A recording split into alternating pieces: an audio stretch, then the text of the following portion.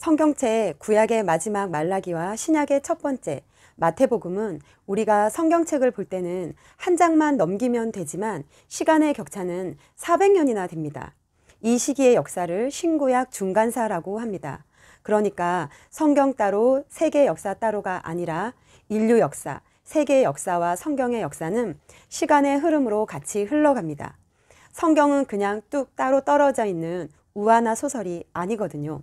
흘러가는 세계 역사 가운데 성경도 함께 같이 흘러가는 실제거든요. 실제 있었던 사건이라는 말인 거죠. 그럼 구약과 신약 사이에 400년간의 역사 이야기를 알아볼까요?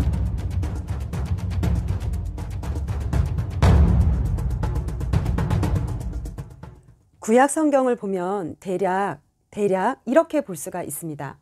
아담에서 노아, 그리고 아브라함, 모세, 또 초대 이스라엘 왕 사울, 그리고 다윗, 솔로몬, 그리고 솔로몬 이후에 이스라엘은 북이스라엘과 남유다로 나뉘어지죠. 우리나라가 남한과 북한으로 나뉘어진 것처럼요. 북이스라엘은 아수르에 의해 BC 722년에 멸망하고 남유다는 BC 586년에 바벨론에게 멸망했습니다. 남유다 백성은 포로가 되어 바벨론으로 끌려가죠. 그러니까 남유다 사람들이 바벨론으로 끌려갔는데 이 바벨론 제국은 포로로 끌려온 이 남유다 사람들을 다른 나라 사람과 구별하기 위해 유대인이라고 불렀습니다. 구약 성경에서는 유대인이라는 말이 공식적으로 나타나지는 않습니다. 바벨론으로 끌려가서 생겨난 말이기 때문입니다. 남유다 사람들은 바벨론으로 끌려와서 살고 있는데 이 짱짱하던 바벨론 제국이 페르시아 제국한테 먹혀버립니다. 다시 말해 바벨론에서 새로운 통치 세력인 페르시아 제국이 패권을 장악한 것입니다. 이때 페르시아 제국은 유대인들에게 예루살렘으로의 귀환을 허락합니다. 바벨론 포로로 끌려간 지 70년 만에 예루살렘의 귀환이 이루어진 것이죠. 그러나 경제적 안정을 누리게 된 상당수의 유대인들은 예루살렘으로 귀환하지 않습니다. 예루살렘으로 귀환하지 않고 페르시아에 남은 남유다 사람들, 즉 유대인들은 신구약 중간기에 페르시아 제국과 헬라 제국으로의 변동을 겪으면서 각 마을마다 회당을 짓고 율법을 지키면서 살아남았습니다. 그들을 디아스포라 유대인이라 부릅니다. 그리고 페르시아 제국이 끝나고 헬라 제국이 등장하게 되는 것입니다. 신구약 중간기 400년 가운데 260여 년이 이 헬라 제국입니다. 신구약 중간기는 하나님께서 400여 년간 침묵하신 기간이라고 말하는데요. 그러나 오히려 말라기 1장 2절 말씀을 보면요. 여호와께서 이르시되 내가 너희를 사랑하였노라 하나 너희는 이르기를 주께서 어떻게 우리를 사랑하셨나이까 하는도다. 이렇다고 볼 수가 있겠는데요. 이스라엘 백성이 주님, 저희를 사랑하시나요? 이렇게 물어요. 그러면 주님께서 사랑하지. 이스라엘 백성이 또 묻습니다. 주님, 저희를 사랑하시나요? 사랑하지. 이스라엘 백성이 또 묻습니다. 주님, 저희를 사랑하시나요? 이것을 계속 반복합니다. 이에 이스라엘 백성을 이렇게 말하는 거죠. 근데 우리 민족은 왜 이렇게 고난이 많아요? 핍박이 많아요? 그러면서 우리를 사랑하냐는 질문을 계속 반복합니다. 이스라엘 백성의 이러한 반복 가운데 주님께서 이 400년의 신구약 중간기가 끝나고 어떻게 주님께서 주님의 사랑을 유대인들에게 말씀하시는지 보겠습니다. 요한복음 3장 16절 말씀으로 하나님이 세상을 이처럼 사랑하사 독생자를 주셨으니 이렇게 주님께서 말씀하십니다. 신구약 중간사는 하나님의 대답이 준비된 기간이라 할 수 있습니다. 다시 말씀드립니다. 말라기의 배경은 페르시아 제국이었는데 신약 성경 마태복음의 배경은 갑자기 로마 제국입니다. 말라기부터 예수님 오시기까지 약 400년 남짓의 기간인 것입니다. 성경의 큰 흐름을 알기 위해 5개의 큰 제국에 대해 짧게 설명하겠습니다. 시간의 흐름으로 보면요. 아수르 제국, 바벨론 제국, 페르시아 제국, 헬라 제국, 로마 제국 이렇게 흘러갑니다. 첫 번째 아수르 제국, BC 722년에 북이스라엘이 아수르에 의해 멸망당합니다. 아수르의 수도는 니느웨고요. 아수르는 북이스라엘 사람을 잡아다가 아수르 제국의 여러 나라로 흩어져 살게 했습니다. 그리고 북이스라엘도 다른 침략당한 나라의 사람들을 들여와 살게 했고, 다시 말해 혼혈 정책을 펼칩니다. 결국 북이스라엘의 혈통이 섞이게 되고 아수르 제국의 혼혈 정책으로 말미암아 사마리아인이라는 혼혈족이 생기게 됩니다. 두 번째, 바벨론 제국이요. 바벨론 제국은 느부갓네살과 그 아버지가 세운 왕국입니다. 바벨론 제국이 오래 갈 것 같았는데요. 오래 가지 못합니다. 결국 페르시아에 의해 멸망합니다. 세 번째는 페르시아 제국입니다. 굳이 따지자면 지금의 이란이라고 보면 됩니다. 처음에는 여러 개의 도시국가였는데 성경에도 메대와 바사 이렇게 나오죠. 그러다가 페르시아 고레스 왕이 처음으로 통일했습니다. 이때 엄청난 제국으로 세력이 확장되죠. 이때 고레스 칙령도 내려지고 너희 유대인들 예루살렘에 가서 성전을 지어도 좋다. 그래서 이때 세 차례에 걸쳐서 유대인들이 귀환을 하죠. 네 번째는 헬라 제국, 신구약 중간기 가운데 260여 년에 해당됩니다.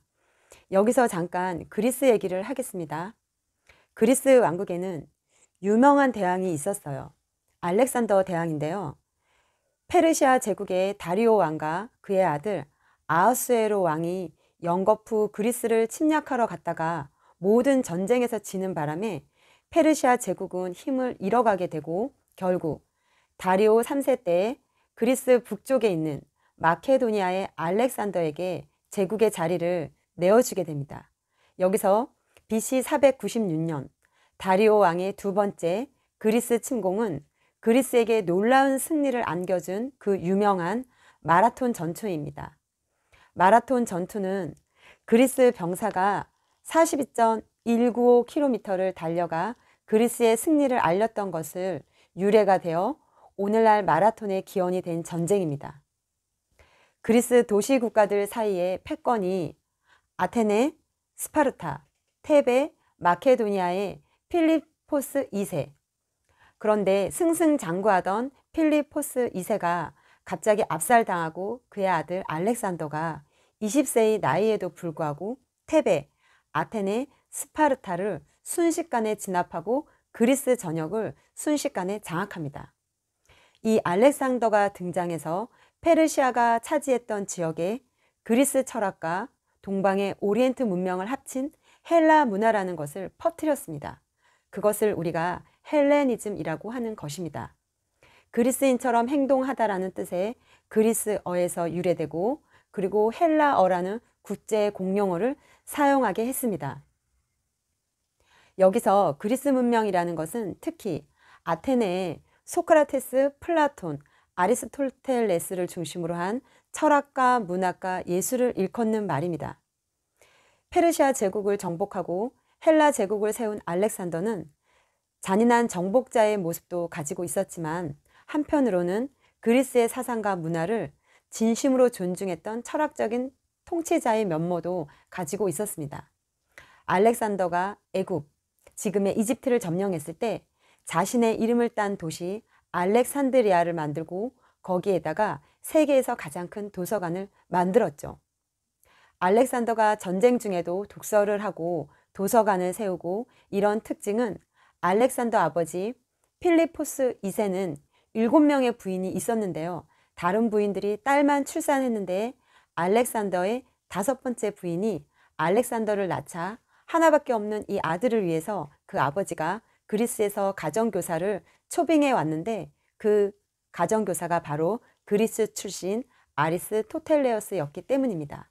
아마도 스승의 영향을 받았기 때문이겠죠. 그리스 왕국의 유명한 대왕이 알렉산더라고 했죠. 그런데 이것도 이미 또 성경에 나와 있습니다. 다니엘서 8장 20절에서 22절 말씀은요. 20절 내가 본 바 두 뿔 가진 순양은 곧 메대와 바사 왕들이요. 21절 말씀 털이 많은 순념소는 곧 헬라 왕이요. 그의 두 눈 사이에 있는 큰 뿔은 곧 그 첫째 왕이요. 22절 말씀, 이 뿔이 꺾이고 그 대신에 네 뿔이 났은즉 그 나라 가운데에 네 나라가 일어나되 그의 권세만 못하리라. 그의 두 분 사이에 있는 큰 뿔은 이게 알렉산더 왕입니다. 근데 이 뿔이 꺾이고 그 대신에 네 뿔이 났은즉 그리스가 인도까지 영토를 확장하면서 알렉산더 왕이 가는 곳마다 승승장구하다가 32살에 요절을 합니다. 그냥 죽어요, 갑자기. 천하를 다 가질 것 같은 알렉산더였지만 알렉산더는 BC 323년 32세의 젊은 나이에 원인 모를 병으로 죽습니다. 알렉산더가 죽은 후 그의 아내 록사나에게서 아들이 태어났지만 그 아들이 성장하기도 전에 알렉산더의 부하들이 록사나와 그 아들을 살해해 버렸습니다.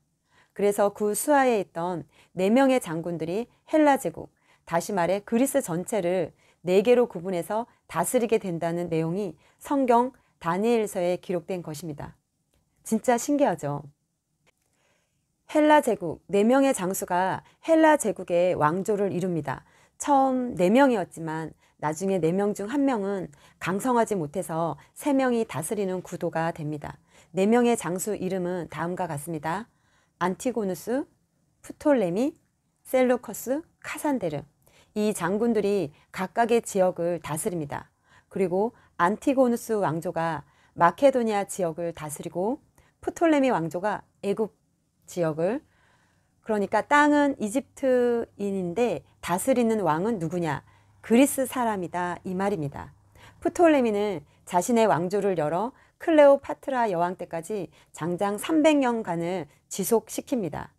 특히 프톨레미 2세 필라델포스 때에는 히브리어로 기록된 구약 성경을 헬라어로 번역하는 작업이 이루어집니다. 최초의 번역본인 70인역입니다. 셀루커스 왕조가 시리아 지역을 다스립니다. 지역은 시리아인데 그 지역을 다스리는 왕은 그리스 사람이라는 말입니다. 카산데르, 왕조라 하기에는 좀 그래요. 세력이 너무 약해서 강성하지 못했습니다. 알렉산더가 죽은 후에 특히 프톨레미 왕조가 다스리는 이집트 지역과 그 위에 셀루커스 왕조가 다스리는 시리아 지역이 아주 강력한 왕국이 됩니다. 그런 상황에서 이 지역 둘 사이에 팔레스타인 유다 땅이 끼어 있는 것입니다. 이 강력한 두 왕국이 서로 침범해서 영토를 확장하려고 그러는 상황입니다. 그 사이에 유다 땅이 끼어 있는 거예요. 위에서 치고 내려오고 아래서 치고 올라가고 이 상황이 계속된 거죠. 전쟁이 끊이질 않습니다. 그러다 보니 이 유대 땅의 주인이 스스로 바뀌는 상황이 되는 것입니다. 결국은 유대인들은 오랫동안 이집트의 프톨레미의 지배를 받게 되는데 바로 요럴 때 시리아의 유명한 왕이 등장을 하는데요. 안티오쿠스 4세가 왕이 됩니다. 그는 스스로 자신을 안티오쿠스 에스파네스, 즉 신의 현년이라는 수식어를 즐겨 사용했는데요. 그러니까 그의 희생자들은 그를 안티오쿠스 에피마네스, 즉 미친놈 안티오쿠스라고 불렀습니다. 그만큼 악행이 심했습니다. 유독 이 안티오쿠스 에피파네스 4세는 헬레니즘 문화를 강요합니다. 그리고 이 안티오쿠스 4세는 프톨레미 왕조가 다스리는 애굽, 이집트를 빼앗고 싶어 했습니다. 그래서 여러 번 애굽, 이집트에 선전포고를 하고 침략해 들어갔습니다. 대군을 거느리고 공격하여 계략을 써서 장악하기 시작했는데 이제 알렉산드리아까지도 장악하기 위해 서두르고 있는데 다급해진 프톨레미 왕조가 로마의 지원을 요청해서 변변한 싸움 한번 못 해보고 안티오쿠스 4세는 로마의 힘에 밀려 퇴각할 수밖에 없었습니다. 이때가 BC 169년인데요. 안티오쿠스 4세는 이 밑에 이집트로 출정을 해서 이집트와 싸움을 하러 갔다가 패배를 하고 시리아로 돌아가는 중에 유대 땅을 거쳐야 했는데 보복을 예루살렘에 한다는 말입니다. 그래서 유대인 핍박이 아주 심하게 일어납니다. 안티오쿠스 4세는 예루살렘을 강탈하고 불을 지르고 성전을 약탈하고 율법서라는 율법서는 다 찢고 불사르고 또 유대인들을 학살했습니다. 또 유대인 남자아이에게는 반드시 할례를 했었는데 근데 안티오쿠스 에피파네스 4세가 명령을 내리길 유대인 남자아이에게 할례를 행한 부모들의 아기를 죽여 부모들의 목에 죽은 아기를 두른 채 십자가에 매달아 죽이기까지 했습니다. 안티오쿠스 4세의 박해는 BC 167년에 10월에 절정에 달하는데요. 예루살렘 성전 안에 올림피아의 제우스 신을 위해 제단과 우상을 세워놓고 돼지가 희생 제물로 사용된 것입니다. 그러자 안티오쿠스 4세의 정책에 반대하는 수많은 희생자들이 나오게 되었습니다. 한 자리에 1000명 이상의 하시딤이라고 하는 경건한 유대인들이 살해당하기도 했습니다. 하시딤이란 일반인들과 구분된 경건한 자들을 가리킵니다. 이들은 율법을 탐구하고 주야로 묵상하기로 작정한 새로운 의미에서 서기관들이었습니다. 물론 나중에는 이 하시딤이 껍데기만 남게 되면서 형식주의적, 율법주의적 이와 같은 분파로 나중에 발전돼 나가는데 그게 바로 바리새파가 됩니다.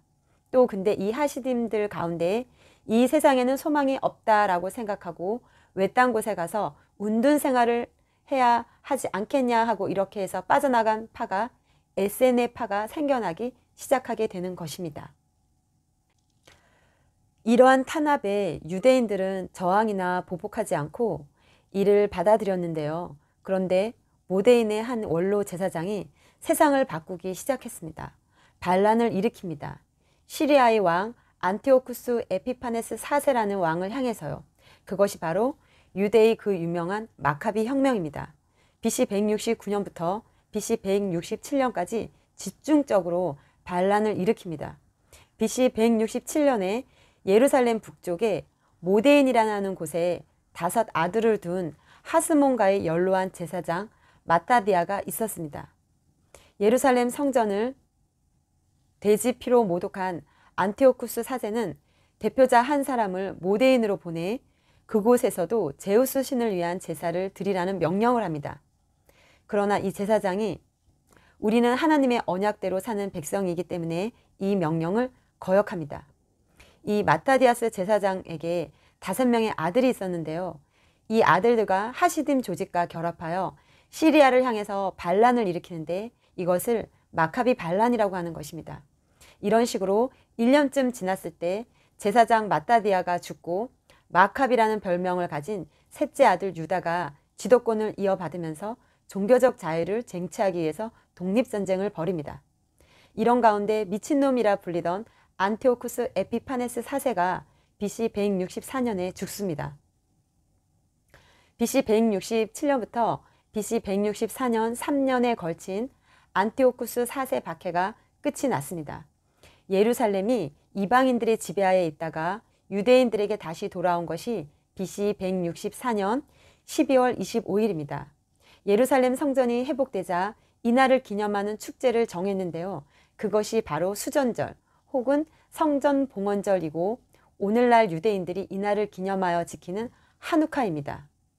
요한복음 10장 22절에 또 킹 제임스 성경에는 성전 봉헌절 이렇게 되어 있고 기존 성경에는 수전절이라고 표현되어 있습니다. 4년이 지난 후 BC 160년경 유다 마카비가 전쟁에 나갔다가 전사합니다. 그러자 유다 마카비의 막내 동생 요나단이 그 자리를 이어받고요. 이런 가운데 유대는 약간의 평온한 시기를 보내다가 이들이 초심을 잃고 신앙심을 다 잃고 정치만 남게 됩니다.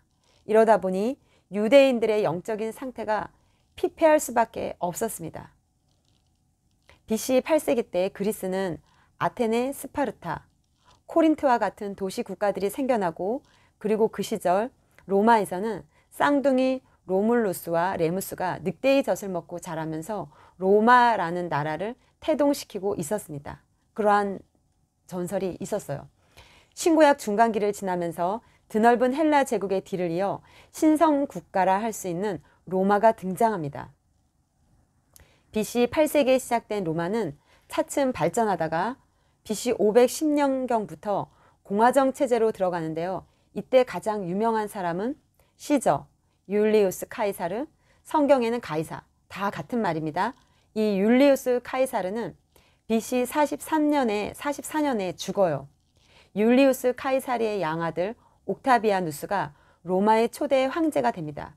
이 옥타비아누스를 대적하면서 나타난 사람이 안토니우스이고, 이 안토니우스하고 같이 힘을 합쳐서 로마 제국 전체를 차지하려 했던 유명한 여왕이 있죠.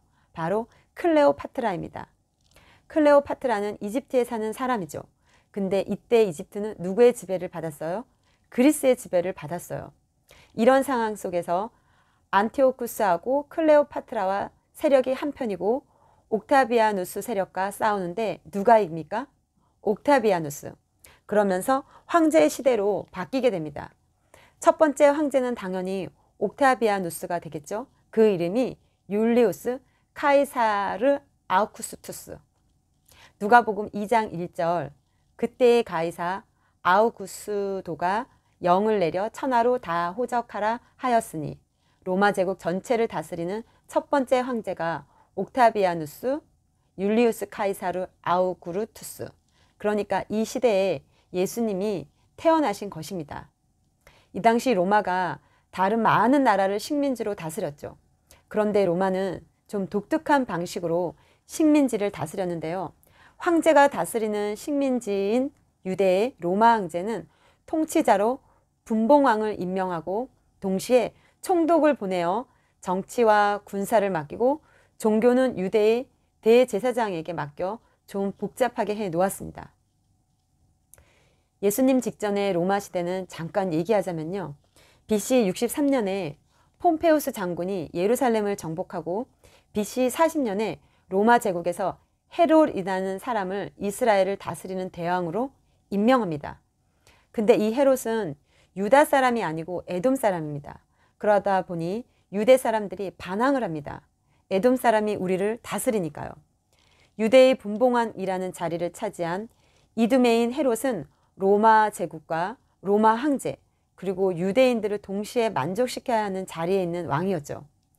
헤롯은 두 가지 큰 건축 사업을 통해 유대와 로마 제국을 동시에 만족시켰습니다. 유대인들을 위해서는 예루살렘 성전을 확장 증축해 준 것과 로마 제국을 위해서는 가이사라 신도시를 개발한 것입니다.